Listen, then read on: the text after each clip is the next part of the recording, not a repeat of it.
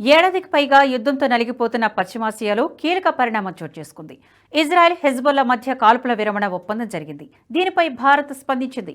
ఈ నిర్ణయంతో శాంతి స్థాపన దిశగా అడుగులు పడతాయని తాము విశ్వసిస్తున్నట్లు తెలిపింది. దీనిపై కేంద్ర విదేశాంగ శాఖ తాజాగా ఒక ప్రకటన విడుదల చేసింది. ఇజ్రాయెల్ లెబనాన్ మధ్య కాల్పుల విరమణ ఒప్పందాన్ని భారత్ స్వాగతించింది. ఉద్రిక్తతలు తగ్గించుకోవాలని, సంయమనం పాటించాలని, చర్చల ద్వారానే సమస్యలను పరిష్కరించుకోవాలని తెలిపింది. తాజా పరిణామాలతో పశ్చిమాసియాలో మళ్లీ శాంతి స్థిరత్వం వస్తాయని భారత్ విశ్వసిస్తోందని విదేశాంగ శాఖ అధికార ప్రతినిధి రణధీర్ జైస్వాల్ వెల్లడించారు. దీనిపై ప్రపంచ దేశాలు, ఐక్యరాజ్య సమితి కూడా ఈ ఒప్పందాన్ని స్వాగతించాయి. కాల్పుల విరమణతో ఉద్రిక్తతలకు ముగింపు వచ్చే అవకాశం ఉందని ఆశాభావాన్ని వ్యక్తం చేశాయి. 60 రోజుల పాటు ఈ ఒప్పందం అమల్లో ఉంటుందని ఇజ్రాయెల్ భద్రతా వ్యవహారాల కేబినెట్ ఆమోదం తెలిపింది. అమెరికా మధ్యవర్తిత్వంతో ఈ ఒప్పందం కుదిరింది.